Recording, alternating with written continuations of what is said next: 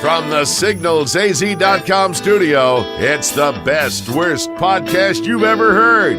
And now, the Ronnie and Bo Show. Brought to you by Prescott Tire Pros and Automotive Service and Prescott Realty. I love you, Bo. I love you, Ronnie. This is the Ronnie and Bo Love Fest. What? Get your hand off of my shoulder. Scoot your hand up. It's getting too low on my back. Your beard on my shoulder. I actually was dancing with my is. 11-year-old daughter. I'm probably really weird, but I was dancing cool. with in the kitchen, you know. Yeah. And I said, you put your hand out like that, Yeah. and then the boy puts his hand in the back. Yeah. And then I said, you put your hand on the boy's shoulder. Yeah. 11 years old. Yeah. And then I just took my hand and went down toward her butt. Yeah. And she didn't do anything because I'm her dad. And I go, you need to pick that hand up. I'm training you how to do this. Pick that hand up. You were doing defensive training. Yeah, that's great. That's I right. like that. So I like that. Well, this is the Ronnie and Bo Show, brought to you by Prescott Tire Pros and Automotive Service. I love Louis Gomez, and I love Angel Gomez a little bit more. Yeah, good. They're and you know, really special Troy's people. down there. All sorts of good people are down there. Everybody in there is good. We They're take our really good cars people. there, and you should too. For a flat tire, for new tires, for rims, for anything. Really? If you're involved in a traffic accident, it's an automotive service company, so they can fix your dings and dents. Yep. They can change your oil. It's Prescott Tire Pros, 1635 West Iron Springs Road, just across the side street from Waters Garden, 928-776-0205. Also sponsoring us is Prescott Realty. They've been with us right from the beginning, and if you're looking to buy a home or sell a home, this is a good time to do it. Largest financial decision that you can make in your life, so go with someone that you can trust. They've been serving the greater Prescott area since 1991. 2 offices to serve you, downtown Prescott and Williamson Valley. Give them a call at 928-499-8700. So we're going to talk about colleges today. Yeah. And I don't know anything about colleges, so I figured that would be a good topic for you and I to share some wisdom about. Exactly. I like that. So misinformation about colleges. Yeah, perfect. From 2 college grads that know nothing about college, so that works. You think I went to college? I think I thought you did. I thought you did. You strike me as. Oh, wait a minute. No, actually, you don't. I don't know. As a liberal? Yeah.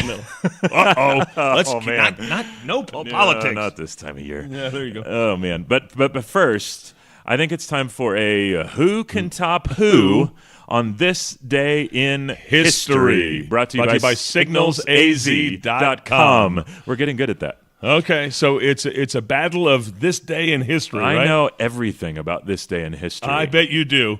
Yeah. So we're gonna see who knows. I get more. out a little more. Yeah. Probably.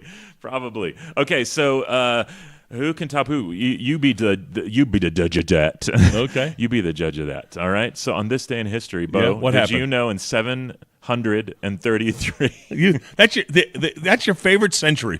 It is the Battle of Poitiers.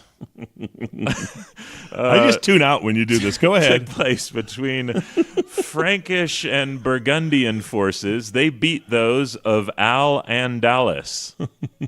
Al and Alice were in a war with the Francos and Burgundians? I don't know. All right. Good. Okay, well, I'm What going do you got? to What lean you towards got? music history. This day in music history.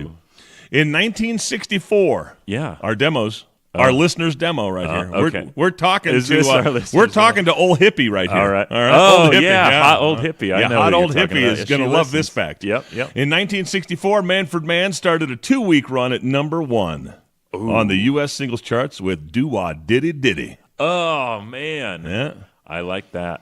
It was also a number 1 in the UK, where they're from, and the song was first released in the U.S. by a group known as the Exciters. Now, you don't know the Exciters version, but you'll know the Exciters version of "Tell Him." They were very well known for "Tell Him." But a number one run started in 1964 for Manfred Mann. Man, that's a good one. I think you topped me on I just that. said Manfred Mann, and then you said "Man." Man. 1943, I got you here.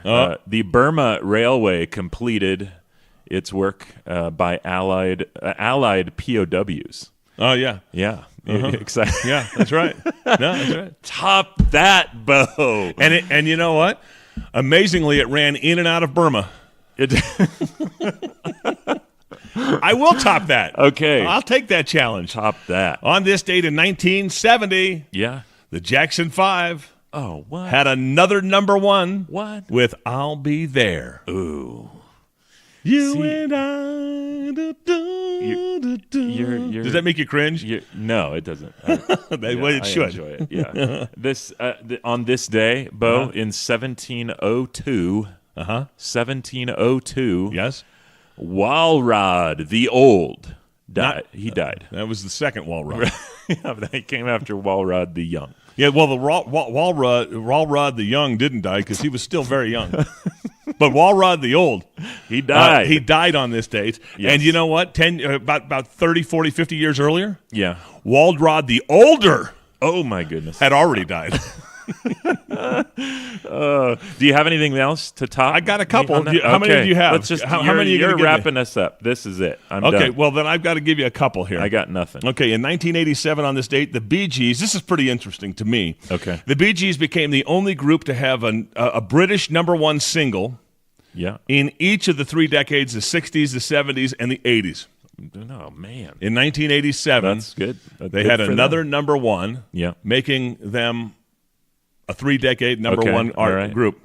You Win Again was the name of the song. Oh, I don't know that It one. was the brothers' fifth and last number one hit, Wow. I guess. Wow. And there was a time when they sold more records than anybody, than Right. Michael Jackson, Yeah. Kenny Rogers, than anybody in the world. Yeah. They were the leader. I don't know if they're still the leader, but they were they were the leader. Yeah. Okay, and finally, on this date Yes. in 1981, Ooh. I got another number one for you. Okay. Okay. Christopher Cross Oh, no. That's hit the one of number my one favorites. spot on the Is it charts. Sailing? Yeah, that's what you would think, Oh, wouldn't it? Yeah, that's what I would think. Let's see if But we can. there's like 2 or 3 good Christopher Cross songs. Are you going to try it? Oh, man. Got your expectations set up, right? Huh? This just 1981, Christopher Cross with a number one record from the movie Arthur. Oh man, I love that. Dudley Moore. Thank you, Christopher Cross. Yeah. That is one of the voices of my childhood. It says here that was his second number one, so I don't know. I would say Would you Sailing assume would that be Sailing first. came before Yeah. that? There is a playlist on Apple Music called Yacht Rock Essentials. Yeah, that's right. It's sort of And I think soft, there's even mellow a music. Sirius XM channel that's called Yacht Rock, Yep. and I didn't even know what that meant, but I enjoyed it. I like Yacht Rock apparently. So that was this date in history, brought to you Yes. by signalsaz.com. Right. I think you topped me on that one. That was good. Okay, so college, Bo, you went to college, did you? Yes, I did. Did you finish? Many times. Yeah. Many times. Awesome. Yeah. Where did you go? University of Southern California. Okay. Awesome. That's so good. I almost went there. You wanted to go there. You were from Southern California? Yeah, I got wanted to go a there. scholarship, still couldn't afford it, and that was it. So I went to UC Santa Barbara my Okay. first year, Okay. and it turned out to be kind of a nightmare.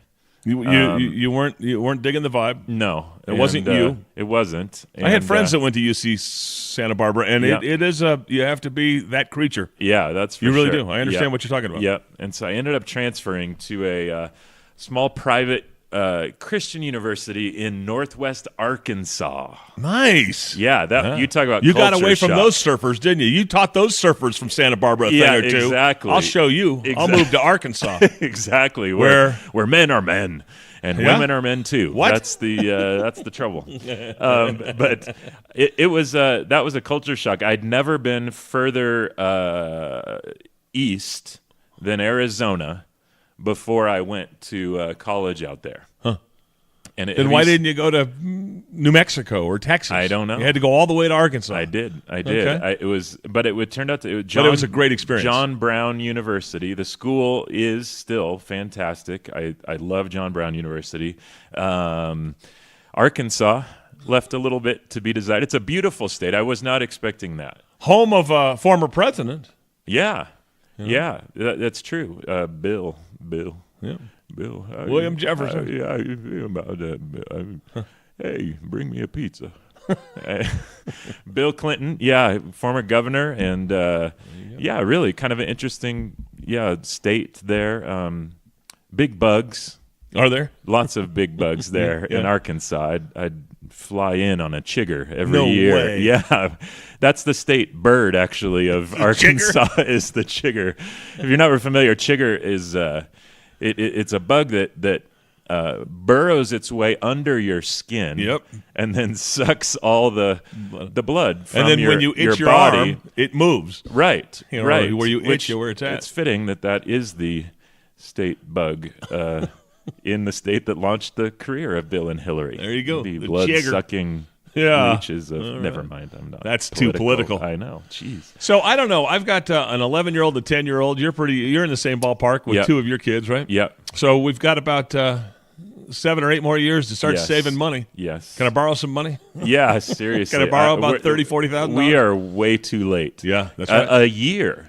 We looked it up. Now, oh man, I can't even tell you. Go ahead. It's more than our mortgage if we're going to want to work this out. So that's what they say. You do these little college calculators. Yeah. They say if you want, and it depends. Like if the baby's born and you got 18 years to save, or if you start late and you got 12 years to save. Yeah. It says you need to save $1,100 a month. Right. Oh man, it's more than my house payment. Yeah, exactly. It's no good. Did you major? But just save what you can. Communications. Okay. Yeah, I was an English major, which does nothing for you. Well, and you remember we interviewed comedian Andrew Norelli, and he had the greatest line. Yeah. He said, I started my comedy after college, and then I followed up and I said, what did you study in college? He said, I got my degree in sociology. Right. He said, but I quickly found there were no sociology firms hiring. Yeah, exactly. Yeah, my wife, Anna, she went to UC Irvine. Nice. And graduated with a degree in linguistics, also completely useless. And so... Well, now my wife, Jennifer, graduated. She was from New Jersey. She went down to Virginia to go to school, and she graduated from Old Dominion University. Oh, yeah. And, this is so amazing because we're so old now, but you remember when you were 19, 20, 21, 22, whenever you graduate. Right. And she graduated, and then she went right in to get her master's. Yep. And so she did I think it was a 2-year program back then or something like that. Yeah. And she got her master's in education. She became a school teacher. So she did it right, I think. That is. See, that's smart. Yeah. That's smart. Okay, so according to my intellect, which is based completely on the internet, don't let the headmaster of John Brown University hear that. Yeah, exactly. Well, my sources here tell me that when it comes to colleges, universities, etc., typically the worst paying majors. Oh, let's hear these. Are social work, theology, which I can vouch for, elementary education, which you can probably vouch for. Yep. Music, Spanish, horticulture, education, fine arts, hospitality and tourism, and drama. Yeah, not a lot of drama majors making money. No. And I don't even know if Tom Hanks majored in drama. No, I don't either. He just went right into acting. Yeah. I did hear, we were talking about saving money. I did hear that, it's so embarrassing for me to say this because I sound like I know what I'm talking about. I don't. But, universities like Stanford, for example. Right. And I'm paraphrasing. Yeah. But these guys, and just a couple of weeks ago, there was Yale and Harvard with their endowments are getting a lot of heat and a lot of pressure because they got so much money. Yeah.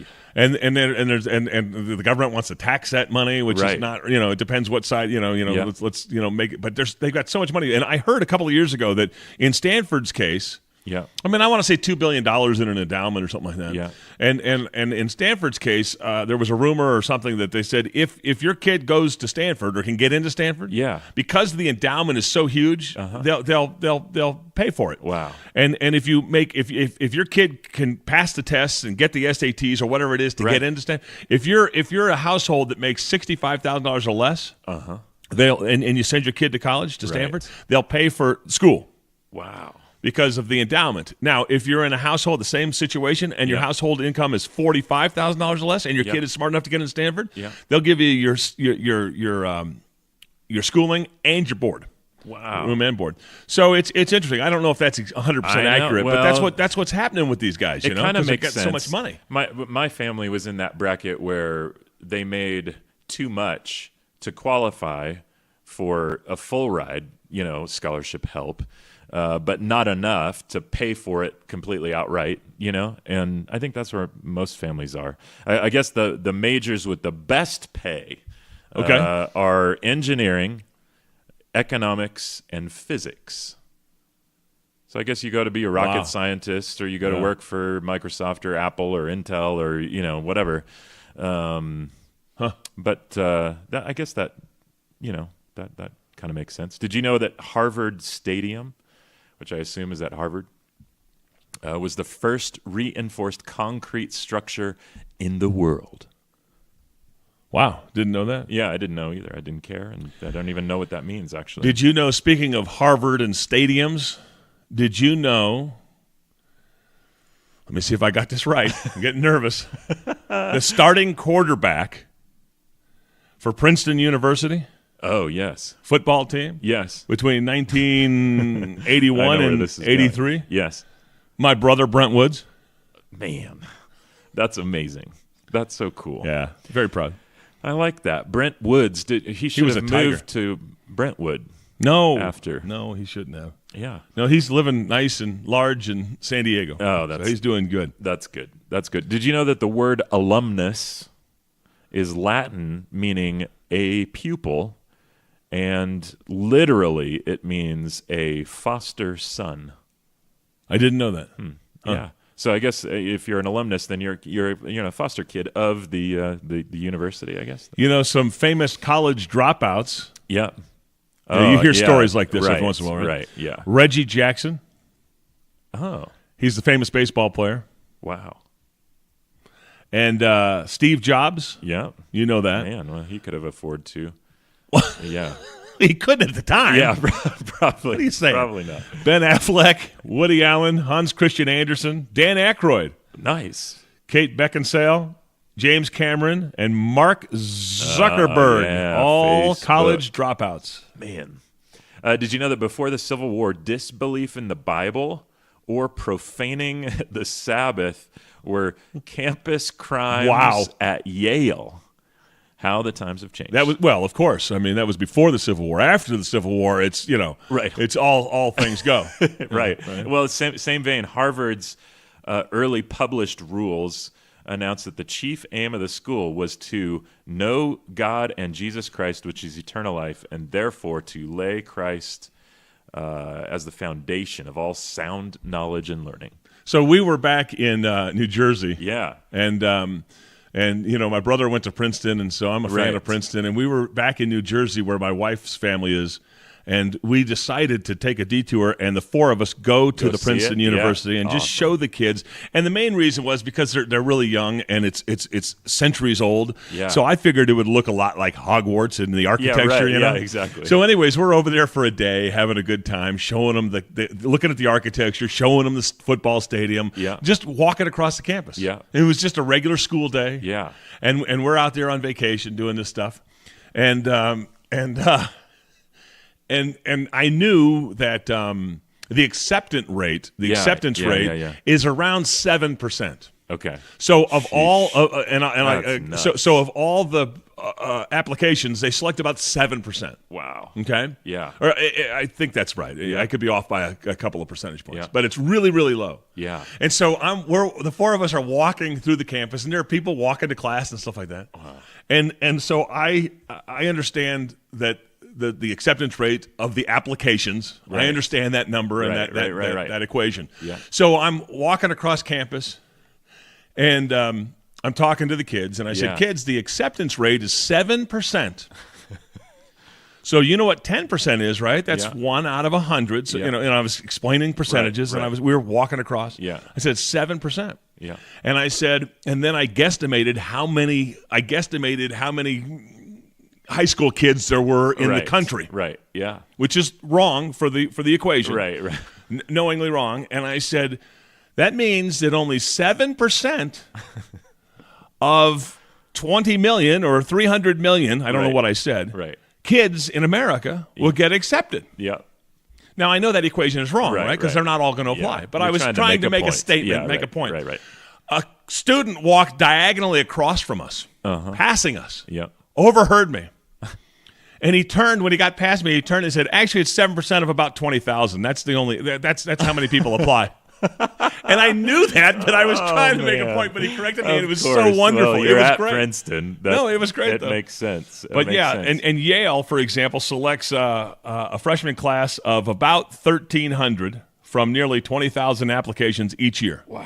So I don't know what percent of that is, but you can see that it's along those lines. 10%. This is actually a little helpful bit of trivia. If a high school student is passionate about going to a particular school, but doesn't have the grades or scores or credentials, he or she can try to apply with a major that is less popular or harder to fill. Oh, that's interesting. I wish I'd known that. Yeah. I don't. Yeah. And I don't know if this is true or not, but they say sometimes women's sports. You can get if you have a daughter, it's a lot easier to get a scholarship in a women's sport than a male sport. Football is too competitive. A different lower popular sport, if you will. Yep. With this one kind of cracks me up. So at Lincoln University in Oxford, Pennsylvania. Boy, that's a lot to take in. It is. Students with a BMI, that's, the body mass index. Right. What is that? That is your weight relative to your height, or BMI, whatever. Yeah, of 30 or higher are required to take a PE class before they can graduate. So isn't that wouldn't the ACLU come down on that? Know. Seriously, what if you are plus size? Then you just, that's not fair. Yeah. Oh boy. So the SAT to get into college? Yeah. It was developed by a guy named Carl Brigham. Yeah. In the early 20th century. Yep. And the SAT was administered for the first time to high school students in 1926. Wow. Yeah. Man. See? Man. So. Do you know the Skull and Bones? There's a lot of societies or crossbones or skull frats and bones, or sororities or whatever. But that one is one of those prestigious ones, and that one's at Yale, and so they're kind of secretive and prestigious. Its members have included William Howard Taft, William F. Buckley, both George Bushes, John Kerry, and Bo Woods. That's right. No, so I didn't know until I saw it. Right. Did you think here. I was not paying attention? Did you think I was not paying attention? Oh, man. So I'm trying to read this one on the fly here. Yeah. So students often ask if it's better to get an A grade in a regular course, or a B grade in an AP course. Wow. While an A in an AP course is important, grade average remains more important for college admission than the degree of challenge.